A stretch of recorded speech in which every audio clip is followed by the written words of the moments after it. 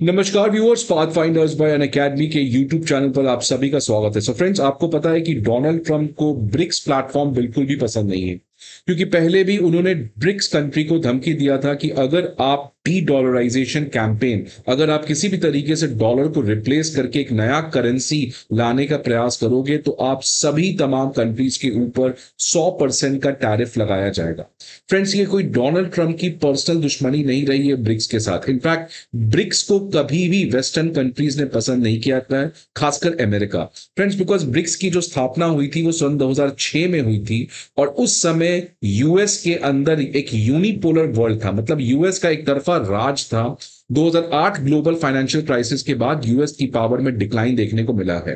तो फ्रेंड्स, उस समय ब्रिक्स का जो स्थापना था वो उसी ऑब्जेक्टिव में था कि कैसे हम एक मल्टीपोलर वर्ल्ड बना सके, या इसको मैं आसान भाषा में बताऊं या क्लियर वे में बताऊं कि ब्रिक्स का ऑब्जेक्टिव क्या था, कि कैसे वो यूएस की यूनिपोलैरिटी को चेक कर सके, कैसे वो यूएस के मिसयूज ऑफ पावर के चेक कर सके। तो जिस तरीके से यूएस जो है वो नॉन अलाइनमेंट मूवमेंट को पसंद नहीं करता था, वैसे ही यूएस जो है आज के दौर में ब्रिक्स के एक प्लेटफॉर्म को बिल्कुल पसंद नहीं करता है।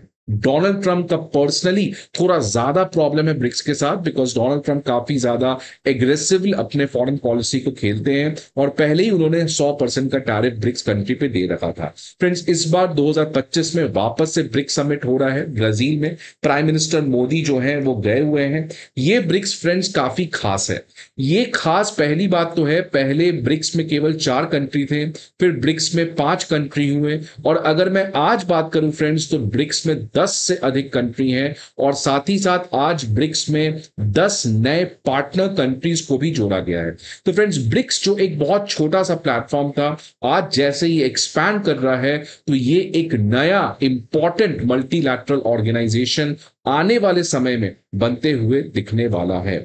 और फ्रेंड्स, दूसरा रीजन क्यों ये ब्रिक्स समिट खास था, क्योंकि इस बार 2 दिग्गज शी जिनपिंग और व्लादिमीर पुतिन ये दोनों एब्सेंट थे, जिसकी वजह से इस ब्रिक्स समिट में जो प्राइम मिनिस्टर मोदी हैं उन्होंने एक बहुत इंपॉर्टेंट लीडरशिप का रोल खेला। मतलब इन्होंने सेंटर स्टेज पे रहकर ब्रिक्स को सक्सेस बनाने का प्रयास किया, और ये बहुत सही समय था प्राइम मिनिस्टर मोदी के लिए कि ये बताना कि without China and Russia also India can ensure कि ब्रिक्स जो है वो अच्छे से काम कर सके। अब इसके ऊपर काफी ज्यादा सवाल भी खड़ी हो रही है कि शी जिनपिंग क्यों नहीं आए, बिकॉज ऑलरेडी आपको पता है फ्रेंड्स, शी जिनपिंग के ऊपर लगातार अंदर बहुत कुछ चल रहा है। चाइना के अंदर उनके अथॉरिटी के ऊपर सवाल उठाया जा रहा है, इकोनॉमी की हालत खराब है, और इसी की वजह से शी जिनपिंग का पिछले 12 साल में पहली बार ब्रिक्स समिट में नहीं आना ये भी बहुत कुछ बताता है। लेकिन मैं आज उसके बारे में बात नहीं करने जा रहा फ्रेंड्स, मैं बस बात करूंगा कि आज आखिरकार ब्रिक्स समिट में क्या क्या हुआ,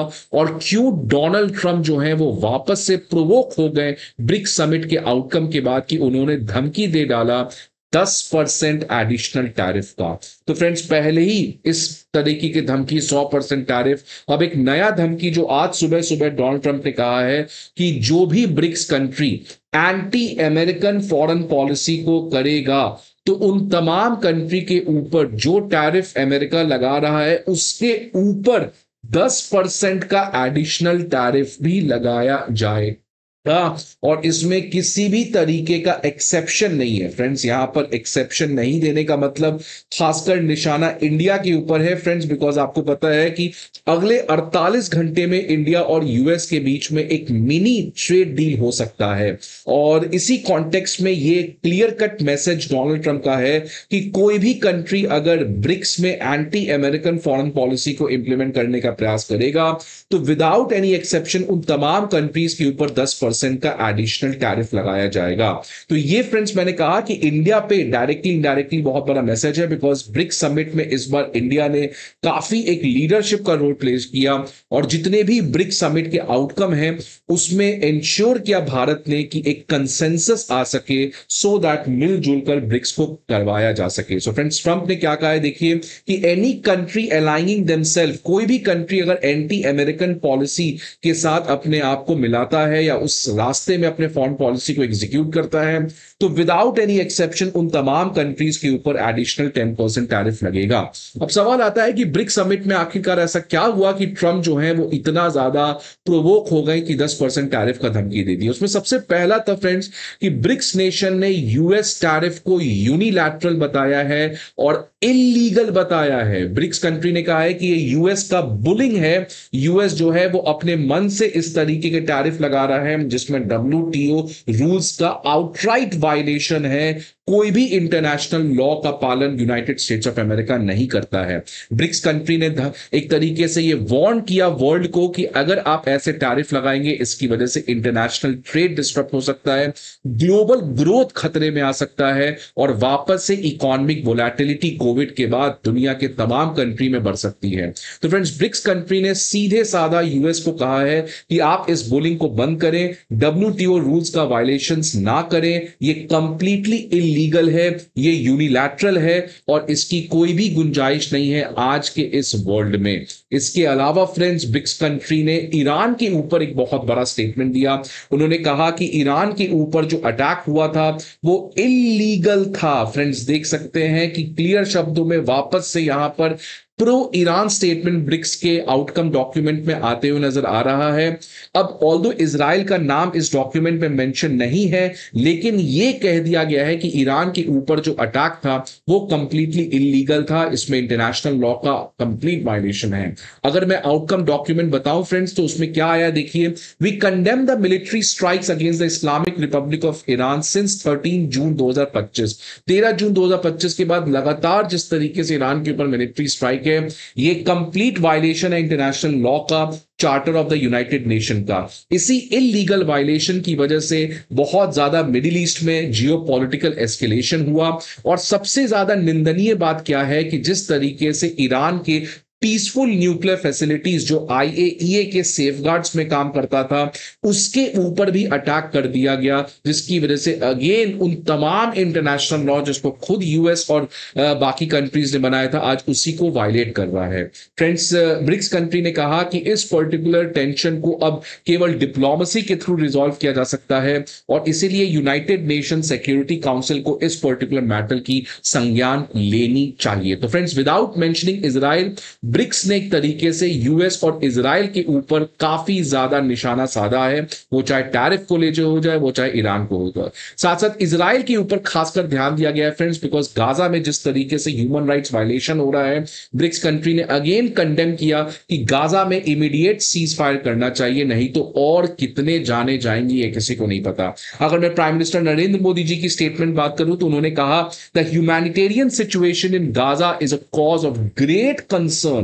India firmly believes that no matter how difficult the circumstances are, the path of peace is only the option for the welfare of the humanity. So friends, यहाँ पर क्लियरली इजराइल को कहा गया कि आप पीस के रास्ते पे आए, ह्यूमैनिटेरियन सिचुएशन को इंप्रूव करने का काम करें, नहीं तो एक बहुत बड़ा कैटास्ट्रॉफी गाजा में देखने को मिल सकता है। साथ ही साथ फ्रेंड्स मल्टीपोलर वर्ल्ड ऑर्डर की भी बात हुई। अगेन यूएस को ये बात तो बिल्कुल भी पसंद नहीं आएगा और ग्लोबल साउथ के बारे में प्राइम मिनिस्टर मोदी ने बहुत कुछ कहा है। मैं अगर एक सबसे स्पेशल कोट बताऊं जो प्राइम मिनिस्टर मोदी ने कहा, उन्होंने कहा है world bodies without global south are like phone without SIM cards. देख सकते हैं friends again India has been acting as the voice of the global south.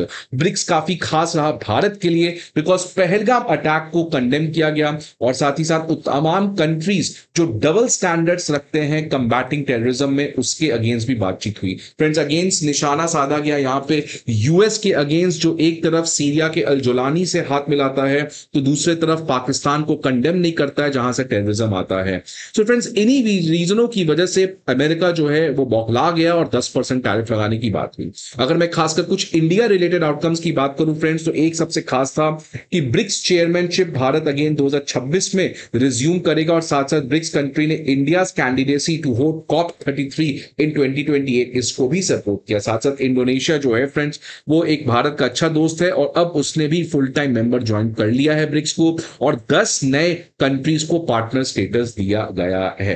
तो फ्रेंड्स इन तमाम रीजंस की वजह से आज भारत और उन तमाम ब्रिक्स कंट्री पे 10% एडिशनल टैरिफ लगाने का धमकी दिया गया है। अब सवाल आता है फ्रेंड्स कि क्या इंडिया को ब्रिक्स में इतना ज्यादा बढ़ चढ़कर खेलना चाहिए?